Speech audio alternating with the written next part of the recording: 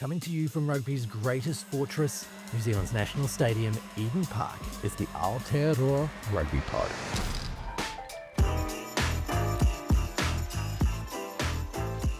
Kia ora and welcome to the Aotearoa Rugby Pod once again after a huge week in rugby. The All Blacks select Dave Rennie as the coach.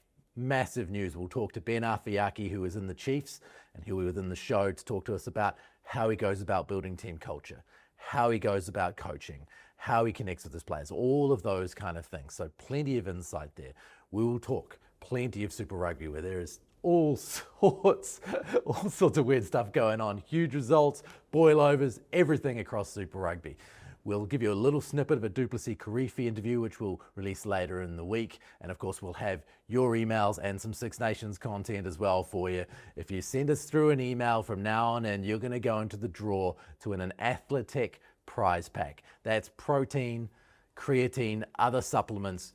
Send us an email. If your email gets chosen at the end of the month, one of those emails will go into the draw. So stick around for that as well. So plenty to get into. Of course, if you want to catch Aotearoa Rugby Pod, you can do so at Aotearoa Rugby Pod official channels on YouTube, across social media, and of course as an audio pod. You can get us on stuff.co.nz, New Zealand's biggest news website. You can also go to the Rugby Pass app, and while you're there, have a look at their stats.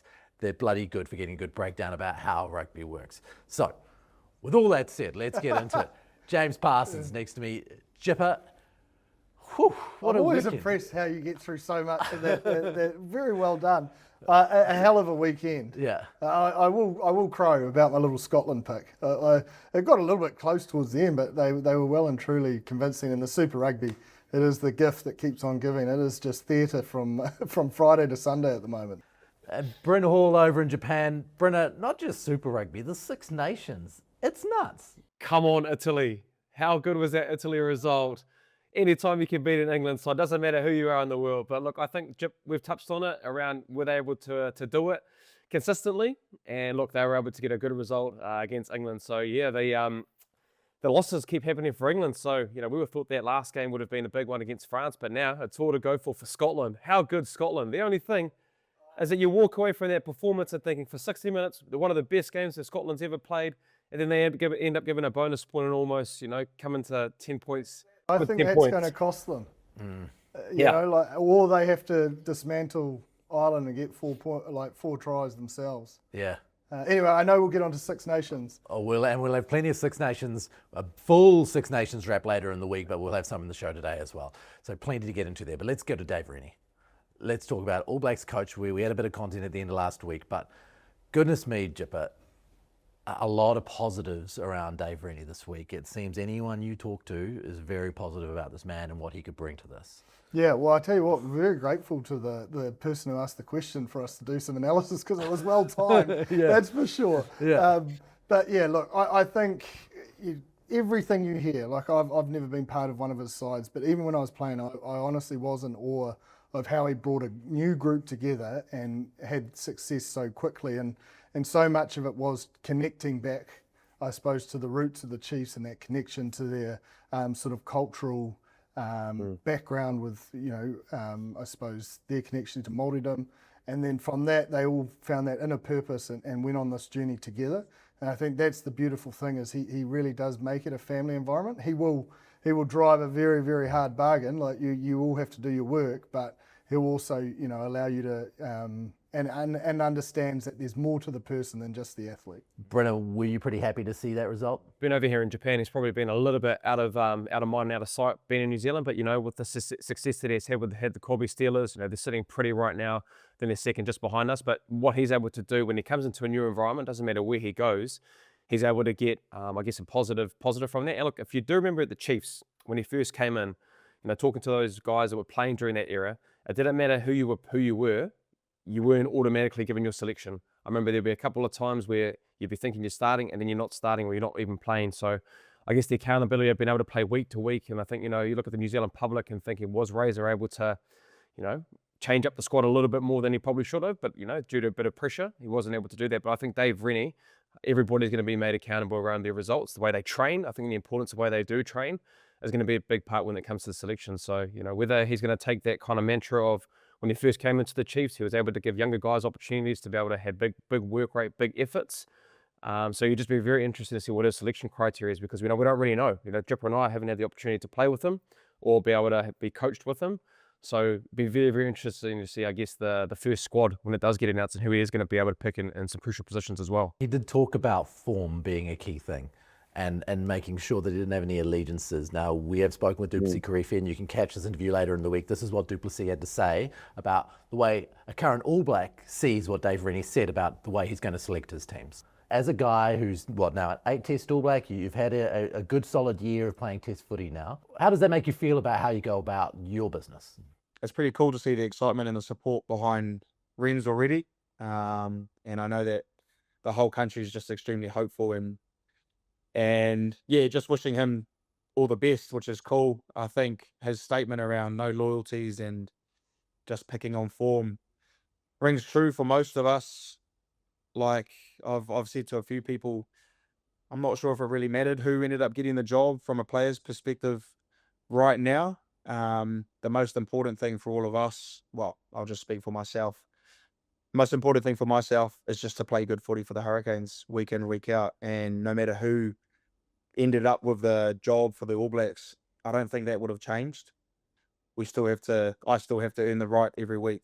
And that starts with, getting my weeks right for the Hurricanes and playing consistent, reliable footy. So yeah, the challenge doesn't really change.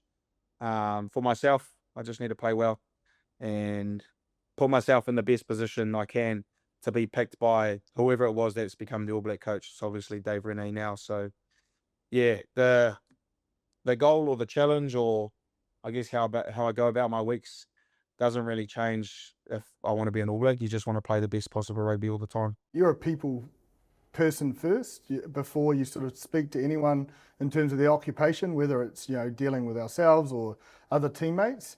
And I think what it looks like and what everyone's saying is that's what David Rennie is. He really puts the person first, and the rugby comes after.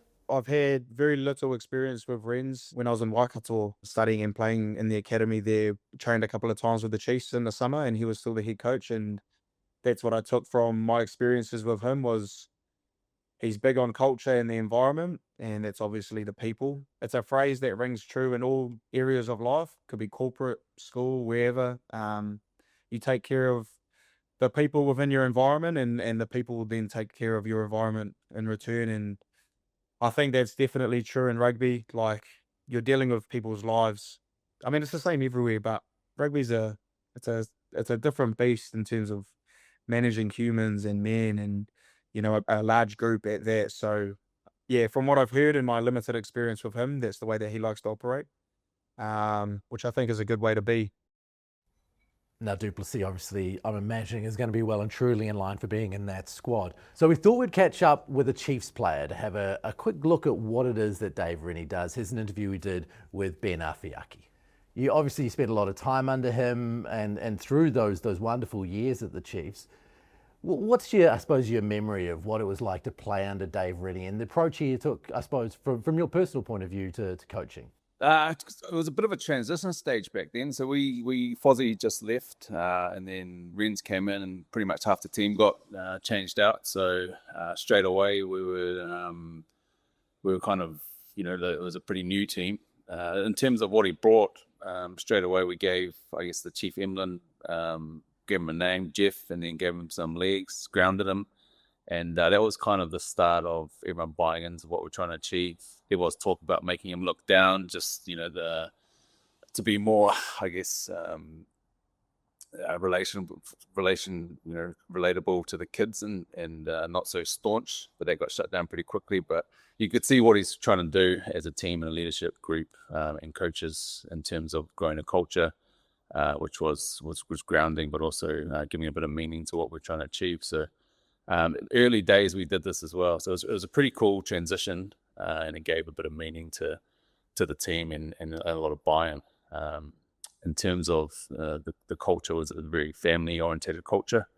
We worked bloody hard, but also, he's one of those guys that bring that kind of family family edge to the group and bounds everyone pretty tightly. So the wives and the children and everyone was kind of brought into the whole thing. That's correct, yes. And I guess the way we trained was pretty brutal, but we were there compared to these days. We were there most of the day, early starts to finish around 4 or 5. And I guess that's why they try to integrate the family as much as they could as well. So we changed our base to Ruakura, which is pretty cool. And then even from then, he got everyone to help paint the walls, strip the carpet. So it was a big kind of evolution around setting up a new ground away from Waikato, the stadium. There's just a little split there and just giving our own little home, which was pretty cool. One of the things that I read during the week was about this famous hitchhiking session. Were you involved in this hitchhike to Ohope? We were, yeah. So it was pre-season and we didn't know what was going on. We're meeting at the Ruakura at, I think it was 7 or 8, and then that was it. We just rolled up. They told us what to bring, and then they gave us the old hip choking. Be safe, and off we go. So I think everyone managed to get there pretty safely within 4 hours of leaving. So. And that was a cool way to connect. That's what he's very good at, connecting the teams of the community, and it was pretty cool to see. You look back now and you go, shit, it's pretty cool to see, a whole super team jumping in, random people's cars and getting hitchhiked. It probably made it a little bit easier because it was all over the radio and that, but most of the boys managed to get there in a pretty decent time. Did you guys call up the radio station and say, this is our way in here? I think the manager, let them know, so it was already pre-planned in that. But it's I think some of the boys struggled at the start to get picked up. There's some pretty scary-looking fellas in that team, but they managed to get there in the end. So it was definitely. I remember this, some of the chats I'd have, and the boys talking about the stories of in the cars with all different types of families and that. So definitely a pretty smart way to connect with the community out there. As you guys reached out and you did that and you planted fruit trees and you did all these kind of things, you felt them coming back towards you? We'd train, once a week off site, and pre-season would everyone had to have a bike and would train in random parks, and everyone had the bike there. So we were constantly seen in the community, doing the planting fruit trees like you said, and all that kind of stuff, which I think makes a massive difference. Playing there with the home crowd and that, it was pretty cool. And it's still similar now. You watch the games and you go, shit, the home crowd's pretty, pretty vocal, pretty passionate. Most of them are wearing Chiefs jerseys. So yeah, I think it definitely paid off. If you look at, I suppose, when he came into the Chiefs, he did bring a lot of, I suppose, as you said, new players, but he got the best out of, I suppose, players that have a genuine work ethic. If you look at like an Andrew Horrell, McCrae Clark, like he really, I suppose, took guys that he knew that had the motor, had the engine and the work ethic to get better. And I suppose the biggest thing to coaching is actually teaching people and enhancing their skills. It looked like from the outside looking in, he made every player better. He definitely did. And a lot of that probably ties in with the people we had around him as well. With TC, who Jipper, Wayne Smith, who most people know, Phil Healy, the trainer. So he's currently with Matt Kobe now. So they kind of brought in a new stats around work rate with the high mets and how fast you can get off the ground, all those kind of stats added up, but also around the players, like you said, Jip, it was pretty much like the Moneyball movie, what seemed like it. They picked on stats and people with big work effort, but he was also big on picking good buggers, which you'll often hear him say. That every coach has similar around picking players that are good,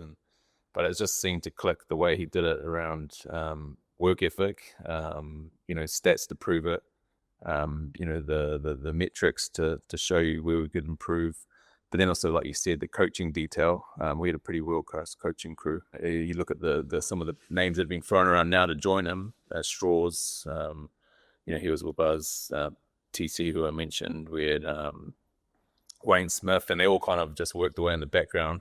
But the detail was probably the best I've had. You look at his tactical now, I suppose, when you're going to coach, I think everyone does know he's big on, I suppose, creating that family environment. But tactically, he almost was ahead of the curve with a lot of those stats that you brought up in terms of the style of rugby. And when you look at our game back then, it was pretty open flowing. We were looking at every opportunity to run. We would kick when we need to, but a lot of our line breaks and that came down to the breakdown, and we spent a lot of time trying to master the breakdown and almost trying to get away, just push the boundaries of the breakdown. So the basics done very well was, what they coached, but just give us different tools during the breakdown, trying to create long rucks, that kind of play to open up around the ruck. And then I remember watching clips of some of our games, and the amount of times we could break or, get gain line, which is just coming in now, the big gain line stats. But to get gain line around the ruck and then pick apart the ruck was pretty cool to watch, go back now and watch as a coach. If you look at, players as well, yourself, Sam Cane, Brodie Retallick, that mindset around the breakdown, and maybe you can elaborate. I gave a poor description of it last week around your mindset of napalm, but you look at that really took your individual careers to the black jersey. We became pretty good at, hunting. We used to hunt ribs at breakdowns and all that kind of stuff, but that was kind of our pride, especially as forwards when you're not, getting the flash tries that the backs do. That was our way to kind of get into the game early and disrupt teams. And I remember watching some clips saying it's pretty brutal when you see boys just flying in 100% and just trying to collect someone's ribs, when they're not looking. So, but that kind of gave our edge a little bit, and then it allowed us to play the way we played, which was pretty open and exciting footy. As a player that was on the receiving end of a few of those rib shots, because you guys, you would never allow yourselves to be out of the game unless you had an opposition. And it felt like, one, it created space in and around the ruck because it was just a destruction, to be honest. And then the ability to, sort of play quick, and I suppose having someone like Cruds pulling the strings, it just all sort of interconnected. And I suppose rather than sort of trying to review the Chiefs, do you feel those simple basics will be the essence of what he'll focus on when he's, I suppose, touches into? Hard to say. I think so. I think first of all, they'll try to get the boys fit enough to play the game they want to play, which I imagine would be pretty elusive, open footy, but obviously based off structure and the brutality of breakdown. But I think, like the players that he got in there and knew what he could do with them played a massive part as well, what we spoke about before. And I believe it'll probably be probably similar, approach. Watch some of the stuff they're doing at Kobe at the moment, and it's pretty similar. Obviously, it's changed a wee bit, but still the breakdown and the open style that it creates is pretty impressive.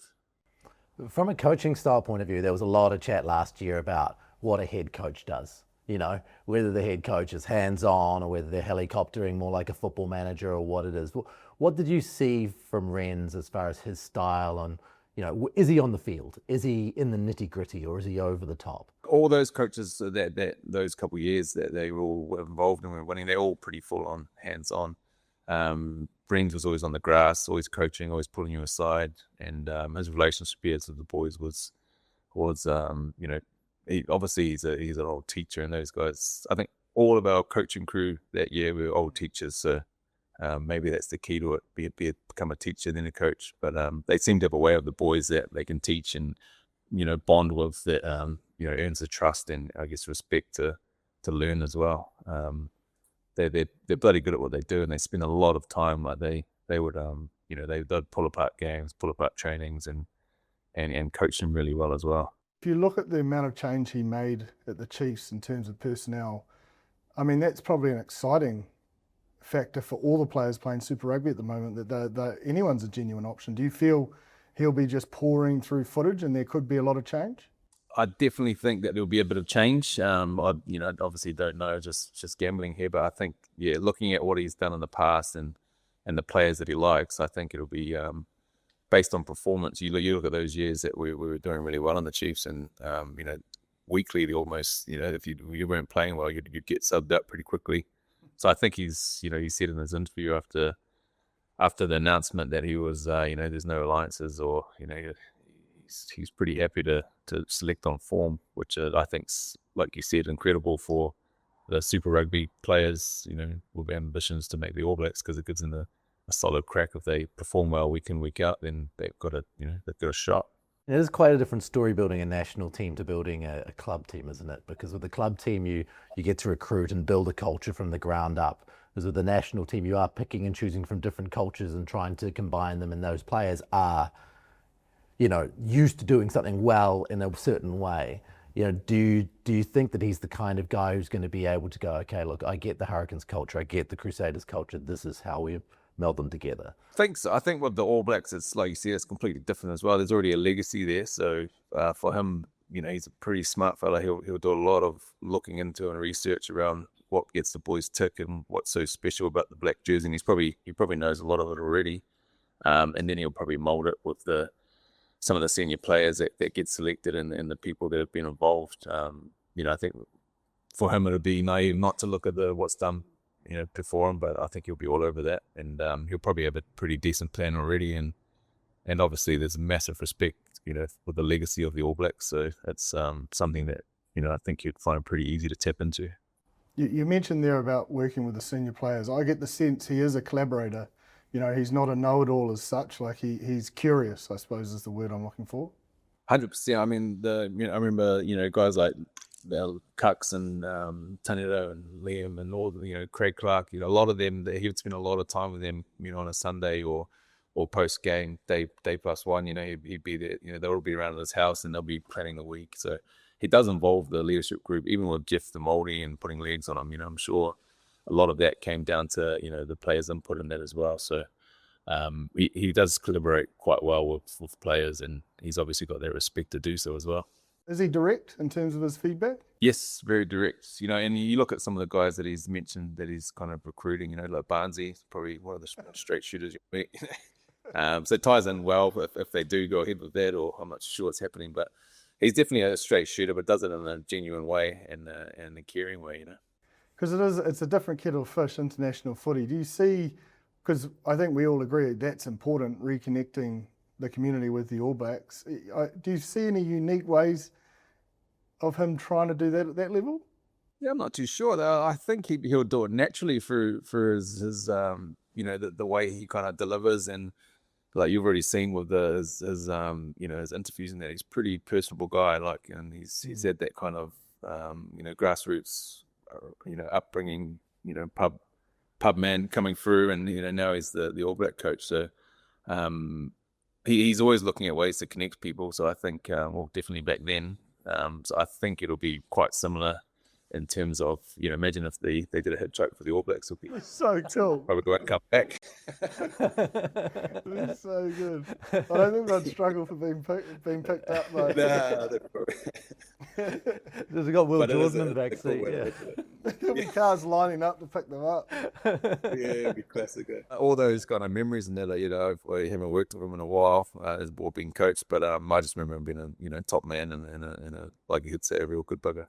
Awesome. Well, thanks so much for your time and your insight, Ben. It's a pretty exciting time for the All Blacks, eh? 100%. That's exciting time for New Zealand, and it'll be interesting to watch the Super Rugby unfold and see how they go. One of the interesting things that I've seen through our comments section, and it's hard to make all Blacks fans happy. Some people wanted Razor to stay, and some people wanted Jamie Joseph, and people start pulling apart statistics and all those kind of things. And I thought it would be interesting to have a look at exactly what a successful winning ratio in club footy means for a top quality coach, because Dave Rennie's win ratio is in the 60%, for the Chiefs. And what we've seen is, if you look at in the professional era, for coaches who've coached one team for 99 games or more. The reason we went with 99 is because Joe Schmidt coached Leinster 99 times, and I wanted to be able to include his stats in here. Razor Robertson obviously had an outrageously good record of 84%. Dave Rennie, at just between 65 and 66% at the Chiefs, is in the top 10 all-time winning percentages for a professional coach across the globe. And that was with the South Africans in it. Super Rugby is a different competition. Back then, I think you've got to make that noted. It was a lot more challenging to even achieve that win percentage, to be honest. So it's a hard one with Clubland because it is so different. I mean, if anything shows us that, it's doesn't success at Clubland, like international rugby, it's not as easy to have that time to mold a group. You almost you have to hit the ground running and get straight into it. There's no big long sort of 8-week preseason and opportunities to do that. Yes, you've got the best players, and yes, they should be able to mould as soon as possible. But it's, as I said, I think his strength, win percentage aside, is how quick he can do that. Yeah. And how quick he did it with the Chiefs was seriously impressive. So I think that will be his key focus. Of course, he knows. He came out in the media. He said, "Look, I know the pressure of this job. I know there's an expectation of 100%. And he expects that of himself. So he sort of acknowledged that. But to do that, you've got to want to do it together. Like rugby's not like a baseball or a cricket where you can sort of get along as an individual in a team sport. You know, individuals, they're a heavy stats-based game. Whereas rugby, you need everyone. Like, you can't do it on your own. It doesn't matter, unless you're Joan Loma, I suppose. He could probably do most of it on his own, but he still needed someone to throw the ball in and put the ball in, I suppose. So I think that's the exciting part. It would be interesting, and I know we don't have the stats now, is to look at what the international record of those successful coaches going into international rugby. Yeah. It's maybe something we can look into just to show, I suppose, it's just a different beast. And, because if you look at the coaching group and like Ray's is a prime example, like, man, everyone was just like, this is going to be great. You know, like, and it's so, I didn't ever understand the gap until probably that season, you know, like he just was a winner.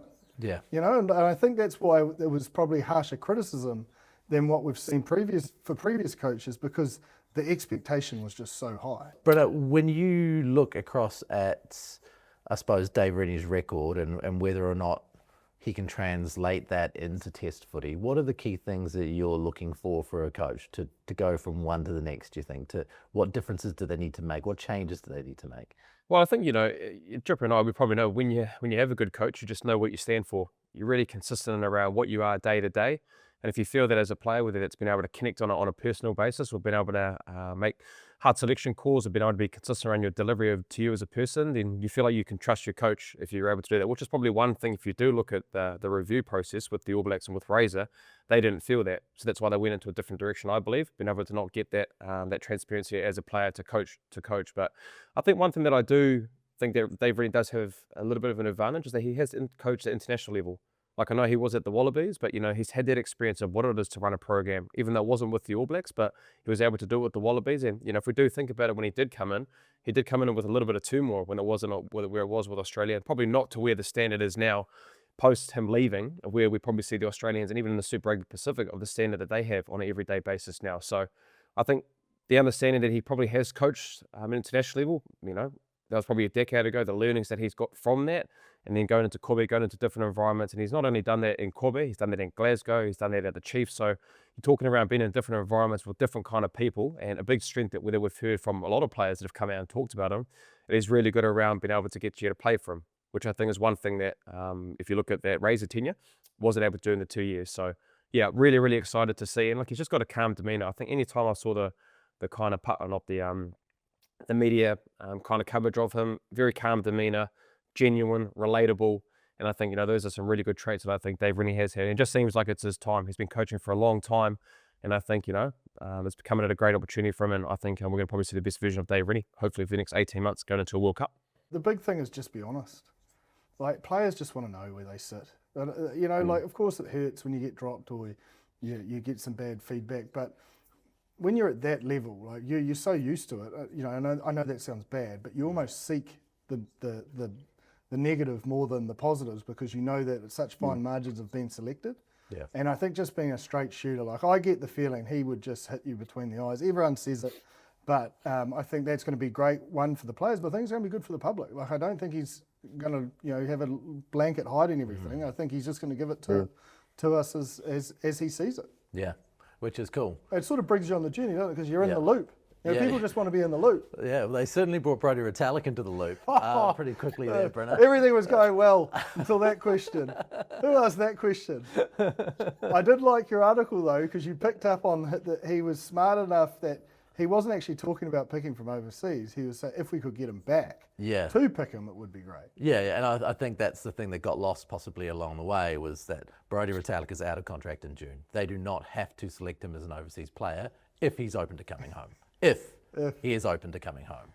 And that's the big question. Which is a big question. Yeah, and Brodie did go onto the radio during the week and said, "This is the first I heard of this." You know, but He's enjoying that yen. He's enjoying that yen, I think. I was just going to say he's doing too many good things at over here in Japan where I don't think you want to come back home. But look, I think anytime you do have your coach Dave Rennie going back and speaking, you know, as highly as Brodie has been playing over here. Because look, boys, I know that we are playing in Japan, but geez, he could be in the All Blacks right now with how he is playing. So, you know, whether there is going to be a little leeway and if he does want to come back, but honestly, with the amount of money that he's earning over here and setting up his family, I don't think, you know, coming back would be a genuine option. But who knows? Please explain how you think where's the Japanese top league at level-wise? Like you've won Super Rugby titles. How does it marry up to that? Just so we can understand, because I think there is a perception that it is a lesser grade.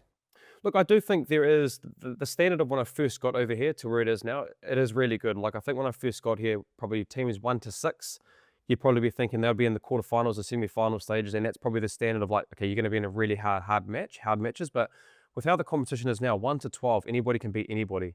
So, you know, that level of competitiveness that you get on a week-to-week basis, if you're not onto it, you will lose matches, which we've seen in the Japan Top League, especially this year. But I think the physicality, Jip, is a big part of it. And I think, I need to be honest here, like your top 4, top 5 teams, I would say, I'd say very close to a Super Rugby. I think there's no doubts in my mind that if, you know, a Kubota, a Panasonic, a Toshiba, who probably gone a little bit down with a few injuries, but those top 4 teams I think could really benefit and play well in Super Rugby. Now, you know, we don't get the opportunity to be able to do that, but to answer your question, the level of, I guess, the physicality, the high attacking rate of how it is played over here, it has just gotten a lot better. And I think you have seen a lot of players come back. You look at Aotearoa coming back when he had his sabbatical a few years ago. It doesn't take them that long to be able to get it right. So the level is really good, Jip, and I do think you look at the top 4 teams and even the semi-final, final games and your derby games, which, you know, 1 and 2, it is a level of the Super Rugby, I believe, at this time. So Brodie's still having blind shots around the breakdown. Oh, he's definitely having blind spots, but he's also scoring tries, Jip. He's actually got better. I think he's the top try scorer. Dave Rennie said he's the top try scorer. He had 4 tries in one game. I can't remember who it was, but yeah, he's scoring at a rate where I think he'll be out with kind of Will Jordan numbers by the end of the year with how he's going with Cobbia. So he's going pretty well over here, boy. You sort of forget how good he was, though. Yeah. You think about that. I remember against Australia, and he's on the edge, and he's dummy, and he's going through World Player of the Year, World Cups. What would be the motivation? He's the kind of player with the kind of attitude that it wouldn't matter if he'd been down to test football for 5 or 6 years. Oh, yeah, no. Because he's just going to go in there and smash some bodies. And the rest doesn't matter, you know what I mean? Like, he's not the kind of guy where you're like, okay, he's going to be behind the 8 ball, because his mental state is, I am going to smoke you. Yeah, and I suppose he did come back a little leaner after when he first came back from his first stint in Japan, and probably took him a while to sort of put that bolt back on to be the Brodie Retallick that left. But you know, everything I'm hearing to back up what Bryn said, that's why I asked the question, because even Dave Rennie said he thinks the top 4 or 5 sides would be competitive in Super Rugby. So, you know, I don't think he just doesn't seem like the sort of bloke to just say that. No. What does that mean, Brynner, for competitive in Super Rugby? Are we talking that they'd pick up the odd win? Are we talking that they'd be challenging for a playoff spot?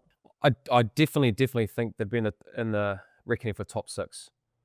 You know, and I'm not just saying for our club, but considering like where we kind of, and look, if you did open up the foreigner rule and you didn't have 4 players that were able to be on every single time, which is kind of the what happens over here in Japan, you can only have a limited amount of foreigners that are over here. If you were to open up the whole squad, it's going to make it even stronger if they were in Super Rugby. And top 6 and going into those quarterfinal stages, I genuinely think it would be a massive opportunity. And I think there wouldn't just be one team. I think it would be maybe 2 or 3 that would have a really good opportunity to be able to do that. And now, look, that's me being out of the game for 4 years in New Zealand, and I only came back and played NPC 2 years ago, but I can only imagine the depth of what the Australians have done from when I left to where they are now. They're a lot more competitive. You see the Brumbies and the Reds. I know the Reds won on the weekend, but the Brumbies were first. So, yeah, it's hard for me to comment post when I was there, but from what I have seen and been over here, it is at a really good level. Oh, I think you're best placed to comment, mate. I'm smiling facetiously because I was thinking there's going to have to be a salary cap, which might put a halt on that squad. It would be a big old wage bill, I'd say. Yeah, I can imagine. Yeah, but if you spread that over a whole season, it might feel like it's. I don't know. I think it would blow Super Rugby budgets out of the water. If they were able to maybe have 2 teams, you could choose collectively from everywhere over Japan. You got the likes of, you got a lot of the South African players that are playing over here at the moment. You've got a lot of New Zealand players that have come over, some experienced ones that have come early. You've got Australians that are playing over here. If you could actually open the doors to be able to have, 2 teams that are able to be picked. They'd win. Like that would be basically South Africa, Australia, and New Zealand Barbarians team. They would dominate. That would be crazy. I think the World Club Challenge, we might get to see this. Yeah. In 2028 if they pull that off, because the Super Rugby and the Japanese Top League and I think the US are all in that one side of the pool. Yeah. So we may get to see how good you are, Kubota. Yeah, it was good to sneak your own team in there at the start. Smart. Well, I didn't want to, but we're sitting all right at the moment, so I thought I might just give a wee little shout out for our club. So, but we're still a bit to go. Still a bit to go. Right. Well, let's move on to some Super Rugby then, because here at Eden Park on the weekend, the Blues got up and beat the Crusaders. It is so hard to understand what is going to happen week on week. The Crusaders, go to Hamilton and they do well. They come to Auckland, they don't. I can't get my head around this comp. No, and I think we've spoken about the beauty of the unpredictability of result. It's just got you so engaged. Like even when the Blues were up, man, I was sitting on the edge of my seat. You just expected there's another twist or turn. But I thought Beauden was outstanding. Given a great platform, yes, from the pack, but he finally, got that ball to the space, got Caleb Clark in open space, Cody Vai in open space, and you can just see the lethal nature of when you give those players time and space. They're hard to stop, and Brodie. It's one of the best games I've seen him play at Super Rugby for the Blues for sure. Like he was just so on, and even in the second half. And there's 37 kicks for over 1,000 metres. Now, a lot of that came in the second half because there was a lot of fatigue out of the first because they were running everything and they were so on top, and it was a lot of attacking mindset, but it was smart.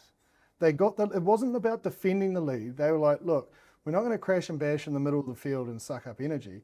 We're going to put it back and to the credit, like the Crusaders are too smart for that. They put it back as well, and it got into a bit of a kicking drill, which I know not everyone likes, but it was like chess, and you just thought, it's going to take one person to drop the ball here, and it's all on, like it was just it felt like I suppose I'm too invested, but it felt like a test match to me, and it had that excitement, that build up, and then it was great to see the Blues finally, I think, believe in themselves and actually understand how good they can be. And if they can have that mindset and that attitude to play every week, they certainly are looking as good as they did in 2024, but a hell of a evolution in their attacking game.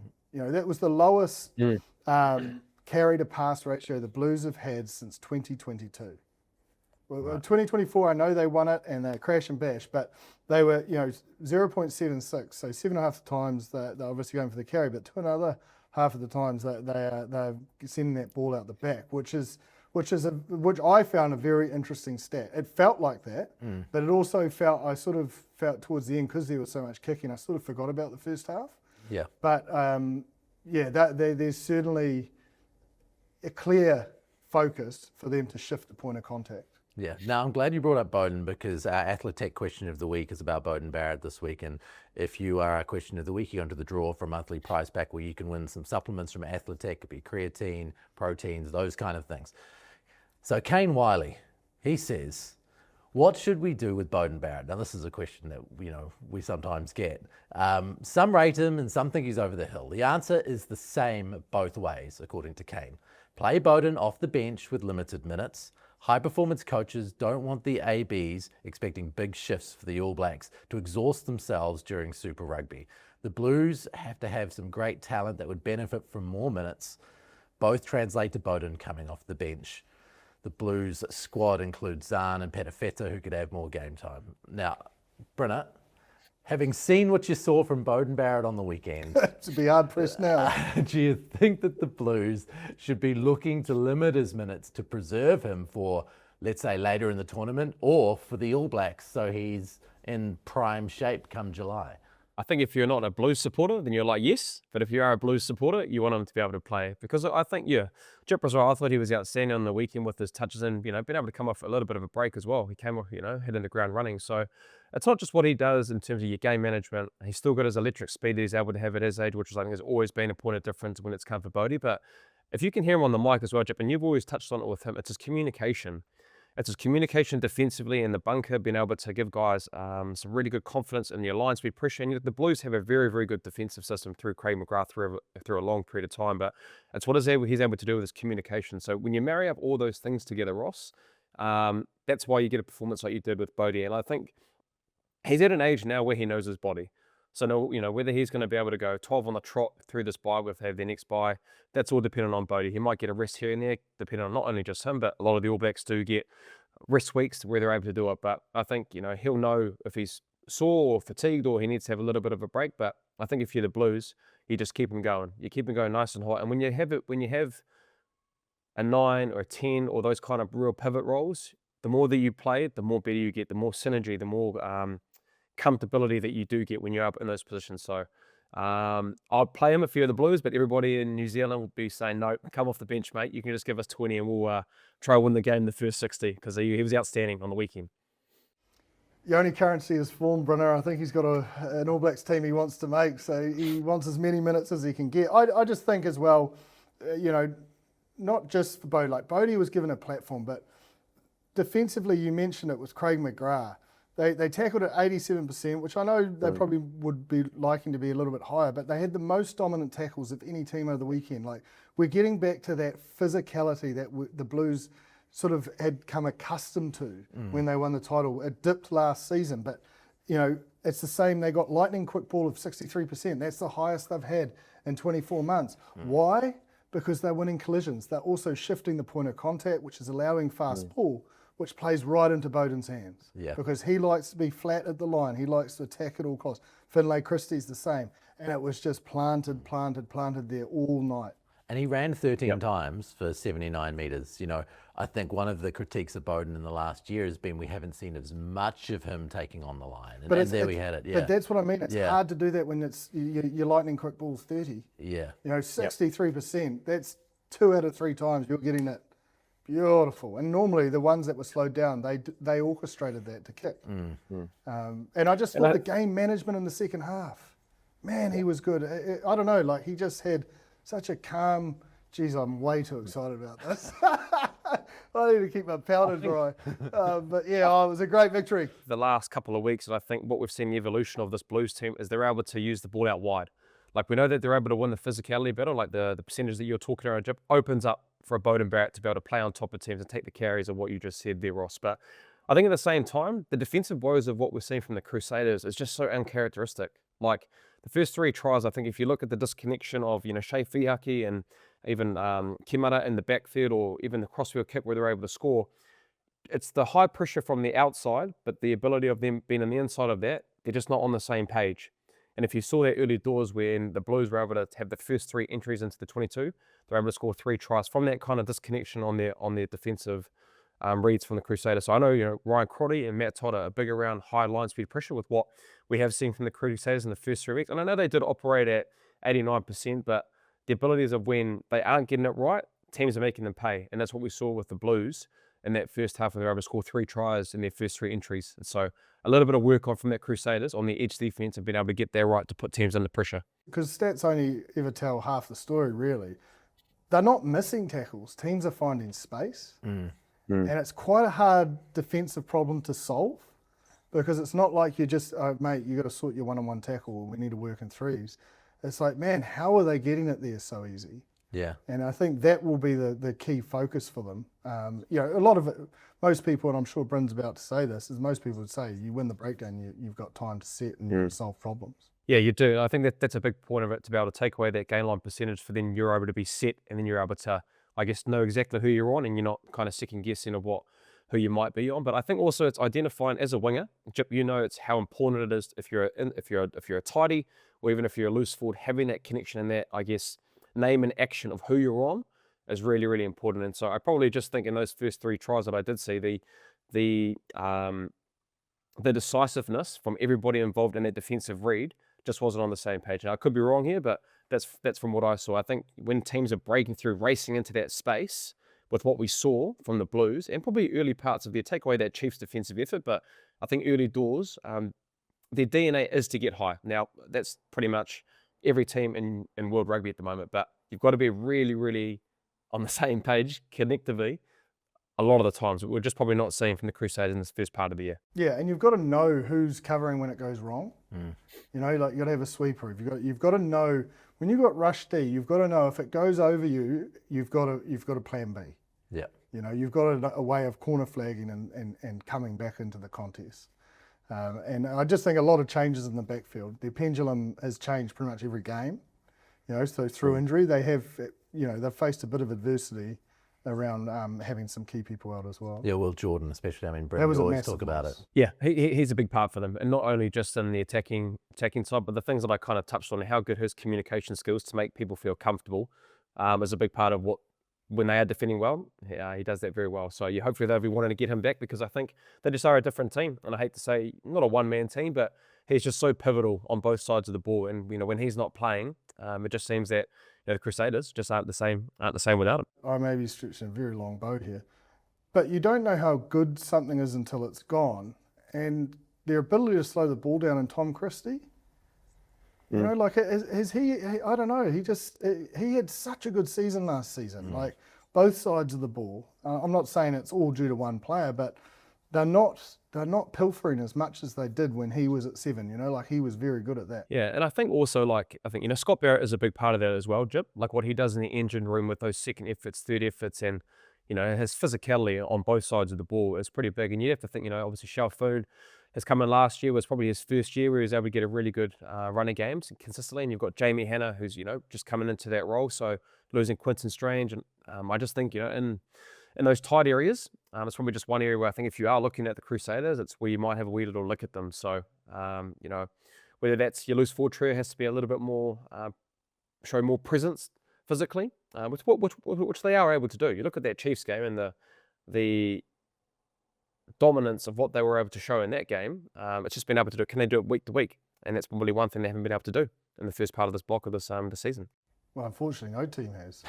Yeah. It's pretty hard to do that at the moment. Well, let's talk about the Waratahs, the Hurricanes then, because that's a really good point. Like, when you look at it, and you can catch our Du'Plessis Kirifi interview in the coming days as well. When you look at this Waratahs Hurricanes game, who saw that coming? How did the Waratahs fall off defensively so badly in comparison to what we've seen before? Wasn't it a weekend in attack where the runner coming from the blind spot sweeping into space? You saw it in the Six Nations. But Billy Proctor, whoa, my gosh, he's so good at it. And he just created space, that left edge, and I mean, no one wanted to tackle Safa more. I certainly wasn't, putting my hand up on the couch to do so. So, like, there was some amazing execution, but again, for me, it's the Hurricanes are doing everything with conviction. Like, they all just look on the same page. Defensively, they dominated. Won the breakdown. Tackled at 87%, but their physicality in those tackles, and then on attack, they got gain line. I was a bit sketchy in the first 20. I was thinking, oh, are they on? But then they just snapped into it, and their ability to almost look calm in the chaos of unstructured rugby is very attractive to watch. It is. They just look so organised in the unstructured, and their offloads are so on. Like their turnover count. They only did 14 turnovers. They had 11 successful offloads.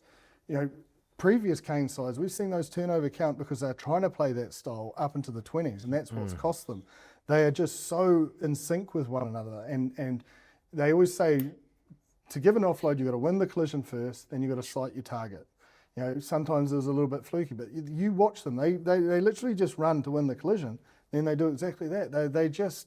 They've matured as a squad. Yeah, is probably what I'm looking at. I've used a hell of a lot of words to get there, but they've matured as a squad. If you look at their attack, though that example that you used, Jip, has been a really big part of their DNA in the first couple of weeks, that pocket ball where it's a late little pop at the line because you can't see them. Whether it's the last winger or whoever you may be, if you're a loose forward, you can't see them coming. And they've also sometimes they've got a down line and the bridge pass with what we saw a lot of them being able to get over the top of their Waratahs kind of line speed defense. So they kind of just submitted them. Like they were able to go through the front door, been able to get the short balls, they have little pocket balls to be able to go into that space. They were able to do a crossfield kick, which you saw from Harkin early doors. They were able to go through tip balls. I think Johnny Rove was able to score for Erenari, being able to go on the inside. So like just with their attack, they can skin a cat a lot of ways, whether it's through, even Brodie Barrett's little kick in behind. Like, now if you see that try, it's because they've gone to the edge so many times, they've been through them. Callaway's on that far edge and their winger is actually in D1 from the line out. So, Brodie Barrett, who we haven't even really touched on, who I thought was outstanding with his skill set, what he's able to provide for that Hurricanes attack. So yeah, I think just whatever the option is, they're able to execute it and they're really decisive on all pages. And it's great to see, considering that, Ruben Love and Brett Cameron, a big part of that, having a pivot at number 10, having Harkin, they're sitting really nicely. And I think, they probably should be undefeated at the moment. They had that little whoopsie in Fiji with the conditions with how bad it was. But if you look at the two results where they have won, their attack, I think, has been the best in the competition so far. Their game is very suited to the dry. So it's just being able to do that in the latter parts of the season will be the key thing for them. Managing the turnover. Like the moment, take Fiji out of it, but when they've looked so slick on attack, their turnovers have been so low.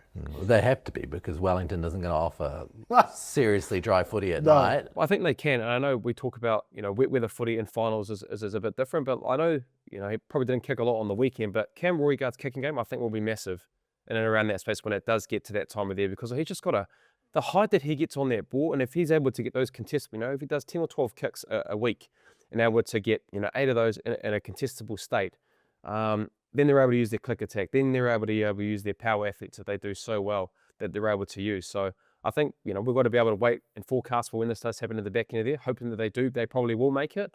But I think Cam Roygaard in that space will be massive for them when they do get to that stage. And catch that Du'Plessis Kirifi interview, goes really well in depth into how the Hurricanes are nailing their opportunities when they get into the 22. Really insightful stuff from him. The Reds beating the Brumbies. Jip, last week you said I wasn't too impressed by the Brumbies. They weren't that good. Well, they weren't that good this week either. Yeah, well, that was, I know they bet my side, but I think like they were a little bit clunky, and I think they'll be disappointed though. Like they were in the right part of the field. They'd done enough to win once again. Because sort of like with the Chiefs before the Crusaders lost, you knew they hadn't got into second gear, and I felt like the Brumbies, although they were winning, they weren't winning, I suppose, as silky as they'd like, but they were winning. And that sometimes learning how to win ugly is the hardest thing, and both those sides will be in the finals, and the Brumbies and the Chiefs. So I don't know how they switched off. Like that was an amazing counter-attack from the Reds. Like the Reds had multiple opportunities. They only got 4 rewards for 12 entries. The Brumbies actually stood up all night defensively. And I'm going to have to say it for the second week in a row. And Bryn, I have to apologise to you. Yes. Carter Gordon, hey, you were right. He hasn't tried to overplay his hand. But when the moments come, he's delivered and he's made that decision. Like it wasn't really on for him to score that try, but he saw how tight Edmed was, and you could see he just backed his pace and skill set, and he's been super impressive. And game in the balance, you stand up like that, that's a world class action to me. And I think that's where the difference that I see with him has been able to be when he is decisive, and if you can give him good front foot ball, he's got enough.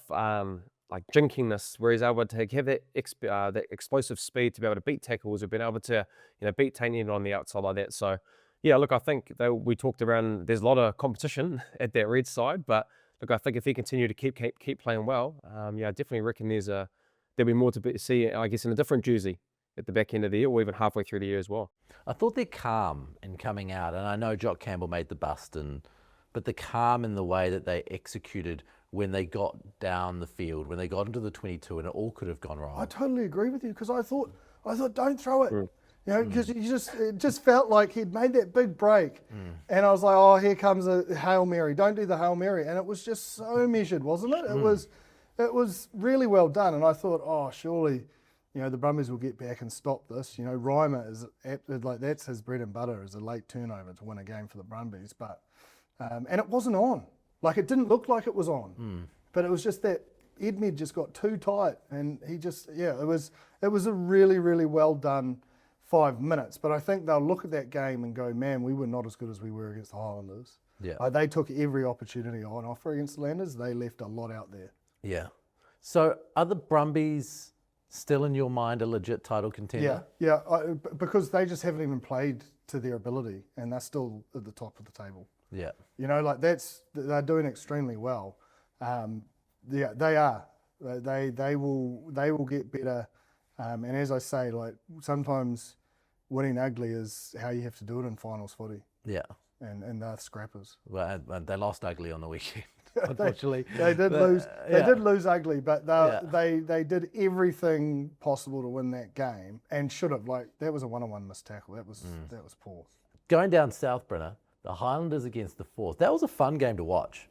There was plenty going on there. Yeah, it was. And I think what you want to do is, at all costs, try and get the ball to Nariki, Nipkins, Ratuantavuki, and Tangitau. Because I think anytime those boys are able to get their hands on the ball, and look, granted, Jipper always talks about it, you've got to be able to get them the ball and be able to win contact areas. And Jimmy Tavatavanawa is a big part of it for their DNA, being able to get over their advantage line. But, geez, they're exciting to watch. Like, the amount of times that they're able to get the ball, whether it's through their kicking game, Nipkins, whether it's through Nariki's little chip and chase, Tangitau using his speed, I think just at all costs, somehow in the attacking coach, try and get them the ball, because they are special to watch. I love watching them, and I think, you know, for a long time, you did talk around the Highlanders, where was that X factor? But I think the three of them and them working in tandem, it's great to watch them. So, you know, I really enjoyed being able to win. They were able to win that game as well. I think in past, Jipper, even last year as well, they probably would have found a way. When George Bridge scores that try in that last 10 minutes, they probably lose that game. But, you know, I think it's really good for that group to be able to get a win like that. And the way they are playing with those back three, it's good to watch. I started it last year, and I'm doubling down. Jacob Ratumaiti Neekins. Wow. Like, the growth of his game. Like, he's got the speed, he's got the aerial game. He now has the kicking game. He has the decision making. Like, I know the talk is all Tangitau going to be an All Black, but man, that guy in 15, he's a seriously good fullback now. He went down there as a winger. You know, played fullback a little bit at Taranaki, but not a lot. He is so good. I don't know if potentially it's the work. I'm assuming he's doing work with Ben Smith. Has to be, because his game is just going from strength to strength. Oh, I just those, I know, like the grubber, then the little chip kick across, like, he's just reading everything. It's just so silky. Yeah. And just smart. Even when he's coming out of the backfield, you know, he's not looking to do something silly special. It's just setting that ruck. And then, obviously, as Bryn said, the pack. Defensively back up in the 90s, they won the breakdown. Like, that's the Highlanders' DNA. If they can do that, they know they can win. Yeah. They know that if they do that and they turn up time and time again, because they only really got bullied in the line out, 60%, and which is typical against the Force, because they are the best defensive line out, and then the maul. If there's one thing I can say, just before you jump in there, Bryn, but for all the young loose forwards out there, watch Tizano at the maul time. You watch him hit, and he just drives. He doesn't even look, because a lot of time other players will come down and they try and get it back, and then they get going. He has no intention. He almost wants to snap his player's body in half. But look at the momentum it gets. He just hits it with venom. Blake Gibson used to do it really well for us at the Blues. Watch that, because that is how a maul should be done. They are so good at the maul. Yeah. But Tizano just sets that standard. Just going back to the Highlanders as well, like, they've done it the whole year. Like, you talked around the breakdown. Doesn't matter who it is. Like, if it's Jack Taylor, if it's Tavatavanawa, if it's the guys that are on the edges, they're obviously, you know, Dave Kidwell has come in to be able to do that defense work, and you're seeing some massive pay in and around big turnovers, especially around the break. They're operating at 90%, which is a pretty good running rate in terms of your defensive efforts. And yeah, I just think also like the ability of how they are playing with that back three, anytime they're able to try and get them into space, it's really good for them. And I think also, Jipper, one guy that's probably gone under the radar, Jonah Lowe. I think one guy that I think, probably isn't playing, hasn't been well known for a centre, but geez, what he's able to do, even his try, but his ability and what he's doing for that number 13 in both roles, whether it's the attacking side, but the defensive reads and the defensive efforts he's putting on, it's a really good mix of balance. I think their backline and what they're able to do, especially with guys like Jonah Lowe and that back three that I've just touched on as well. Let's move on to the Chiefs. It was going to go that way, wasn't it? Oh, well, yes, I suppose, but I think the score flatters. It got to a point where Moana Pasifika scored early in the second half. The Chiefs coming into that game hadn't scored a point in the third quarter at all. And Moana Pasifika sort of almost, it felt like they were energised by that. They scored, they got within 12, misconversion, could have got it within 10. But then the bench came on, and like Josh Jacob and Quinn Tupai down that last sort of 20 minutes, the way they did the little chip kick, because the Moana were dropping so deep, and then they have their halfback in the defensive line, and then there's no one sweeping. Jacob was just putting it on a dime, and Quinn Tupai chasing like anything. Like, he's just so good at the moment. But yeah, it was a real clinical finish. It was the best second half the Chiefs have had, by far. Yep. And almost you get the fear that they now know their DNA and what it takes. And even though they won by a lot, I think if they give 16 penalties away against your Brumbies or your Hurricanes or whoever it may be, they won't come away victorious. Well, I mean, MP's line out just fell to pieces, didn't it? Yeah, they ran out of ideas a little bit, and defensively the Chiefs were good, but then they're just missing Willie Havili. Yeah. I don't want to put it on one guy, but they kicked 13 times, and probably a lot of them came from Augustine Pulu, which were pinpoint, as you'd expect from an experienced half, but just 13 kicks and trying to play out of your half, leading to high turnover rate, they almost created a rod for their own back. Yeah. I get the ambition, but sometimes if it's not working once, twice, third time, you probably need to relook at it. I think also there was the line out more of what the Chiefs were able to do, and the line out more strip was really big around it. I think, even taking the short side with Cortez, that our team was able to see it, being able to score line out with Tyrone Thompson as well. So I think, I think having that, I know it's probably against the Moana Pasifika team, but if you're able to, build results like that where times do get tough with the teams that we kind of have touched on, it's a great way to be able to gain back momentum. And so I think the attacking kicks were a big part of it as well. I think Jacob, McKenzie, even Quinn Tupai as well. I think, they were able to do that a lot better in the second half. So I think the line out more was a big part of them getting that result against Moana Pasifika, and I guess the attacking kicks of, multiple players in that side as well. Moana need to... they're one of the better teams at the breakdown. Like, they get a lot of turnovers, but because they go so hard there, I think they've just got to pick their times a little bit better and where they are on the field. Because you saw those breakouts from the Chiefs. It's easy to say, the backs defence was disorganised and not connected, but there's like 4 white jerseys on the ground at the breakdown, so they can't. They just can't cover that space. And the Chiefs were good, and they had a lot of those blind runners coming from. Where you can't see them, and then popping into space, and you sort of, as a defender, you're like, oh, where did they come from? They manipulated, they executed it well, but I just think they need to help their outsides out and just go, look, if it's dead, just fold around the corner and spread. You'll get your chance. Just, you don't need to go every time. You don't need to have a crack every time. Yeah. And probably only one needs to have a crack, not like 3 or 4. Make it Tupou Tailor. Him or Augustine Pulu, one of the two. They have a license. Yeah. We used to have to put bibs on people that had a license to do turnovers because there were too many daps. Let's have a look at our team of the week this week. Brenna, who have you got? I've gone for the Hurricanes.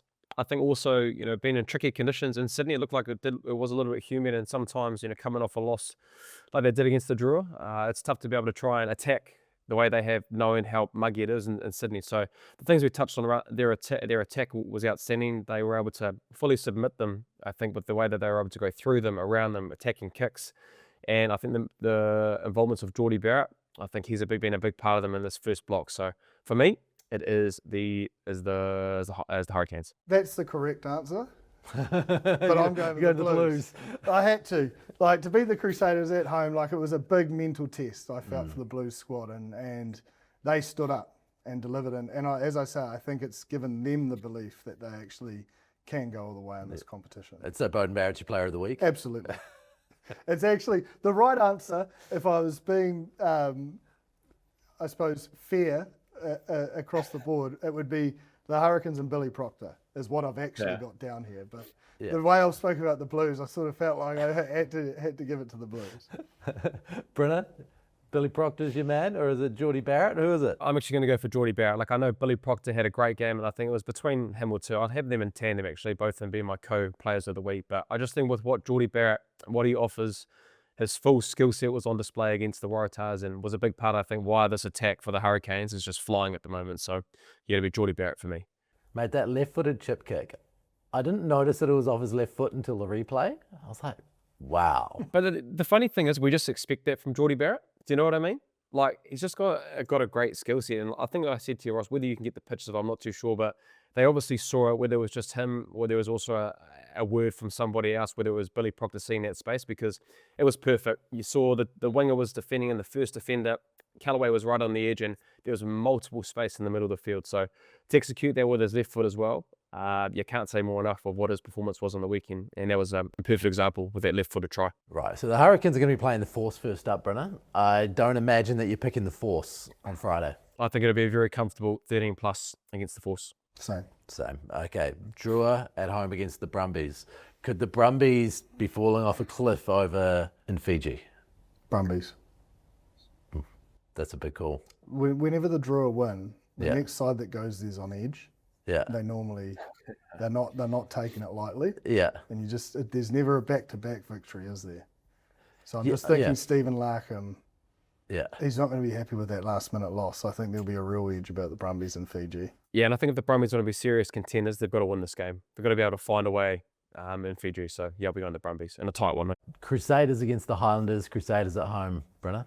Oh, this is going to be a beauty. Well, shit, they need one here, Ross. Sorry, excuse my French.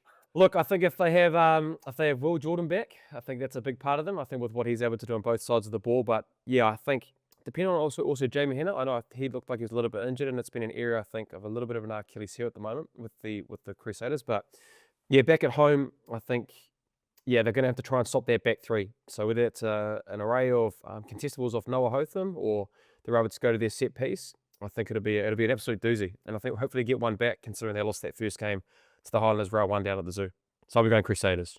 I want to say I need to see the teams, because I think Will Jordan is very, very important, because that backfield was where they really struggled. But to give an answer now, before teams are out,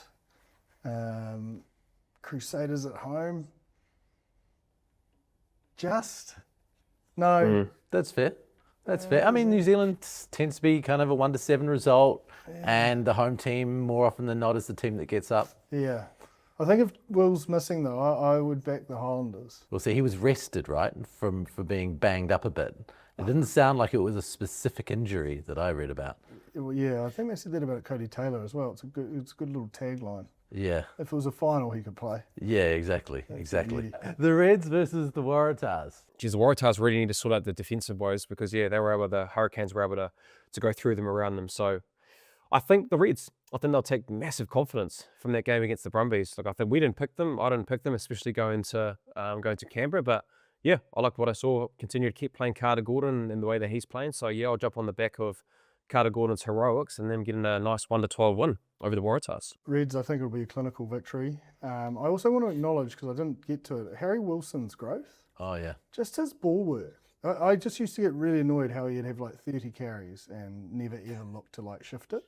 Man, that Fluke's try was he just eyed up, boom, little tip. Like he has just grown an arm and a leg, and I feel obviously his time in that Aussie team being the captain and Joe Smith's big around those sorts of little micro skills.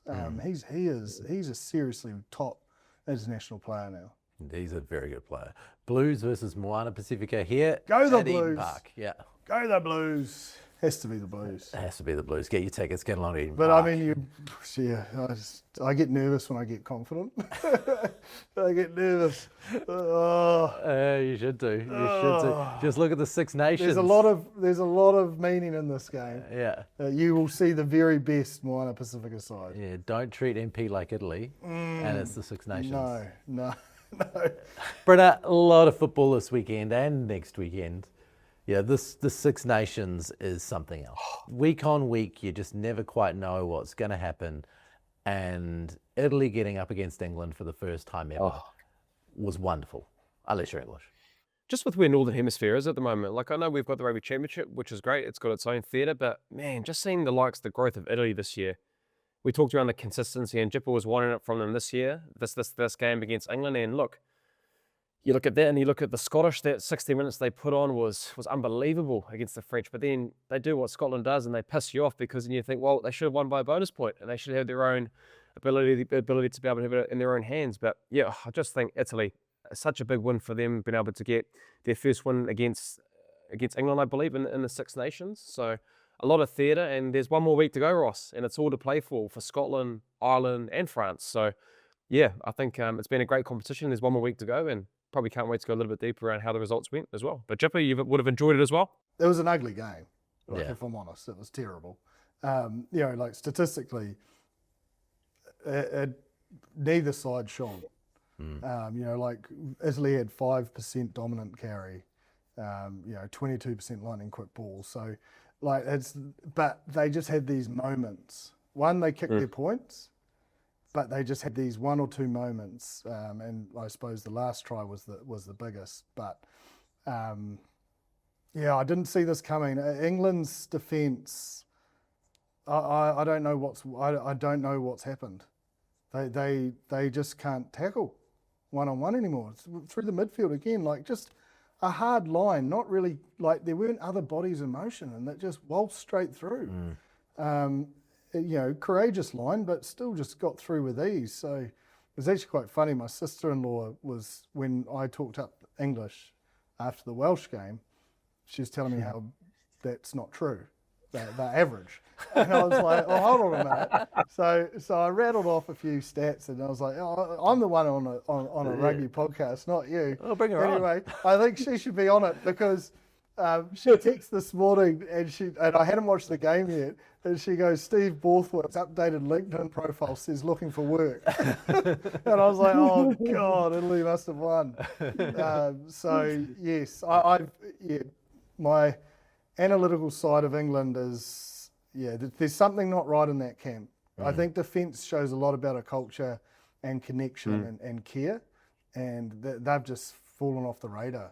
And it just doesn't look like their defensive system. So you're picking Ireland against Scotland. Yes. Sorry, Scottish fans. Brenna, are you the same? Yeah, I want to go Scotland, but they'll just win, and the French will get a bonus point, and they'll win it by 1 point. The Scottish haven't won the tournament since it was the Five Nations in 1999. So since Italy arrived, they haven't won the tournament. It's been a long time coming. It would be so good to see them win it. Yeah. I'd love to see them win it. I just don't think they can. No. Right. Wales. Can Wales get up against Italy? Surely not. I've got to give. I did say, look, if they do another result, I might get on the bandwagon. So I'll go Italy. You go Italy. They were awful as well, though. In this tournament, Brenna, and when you never know what's going to happen, will Wales get up for the very last game? We just can't talk about how we think, this is a big part of where Italy rugby is going, and for not to get a result against Wales. So I think they'll clean things up. I think they'll get back to more of their dominance around the breakdown, especially the defensive side, being able to see the numbers that we have seen them throughout the duration of the competition. And I just think Wales don't have a lot on attack other than pressure cycles, and whether there's a high turnover rate or high penalties from Italy. I just think they've got too much on both sides of the ball. So I'll be picking Italy to beat Wales and have their best results in the Six Nations. France against England, Brenna. Yeah, France. Well, I think they dominate England. Yeah, I think there's just too many things that the English at the moment, whether it's through ill discipline, daps that Jipper likes to say, and just their defensive woes. Their defensive woes that they've had throughout the duration of this competition, it'll be way too much. The French will see the best of Antoine Dupont, and we will see a much more clinical and a pretty convincing one for the French to win the Six Nations. French at home. It's like that's how their club rugby goes, top 14. Your home games, that's all they care about. Yeah. Road trips, Yeah, but take it or leave it. It's a cup game every time you're at home. Yeah. It's literally do or die if it's at home, and I just do not see them playing like that again. Well, it's going to be And interesting. England to see are how it awful plays out. at the moment. Jeez, I've been ruthless. I've been more ruthless on the old Six Nations. I think it's just because, I've got the ice cream sundaes to deliver to two girls post-show. With that being said, let's get Jipper on his way to the McDonald's drive-through for some ice cream sundaes. And we'll thank you very much for joining us once again on the Aotearoa Rugby Pod. Of course, give us a like, give us a subscribe at Aotearoa Rugby Pod Official across YouTube, across socials, as an audio pod. Make sure you watch us if you can on stuff.co.nz. There's written stories, there's segments, and the entire podcast. And you can also get us on Rugby Pass, and make sure you catch the full podcast there, plus segments across their website, and also have a look at their stats, because they're absolute crackers, give you great insight into what's going on in the game. So thank you very much. Please make sure you tune in to the Du'Plessis Kirifi interview throughout the week. We'll drop some more Six Nations stuff as well. We'll catch you next week. Mā te wā.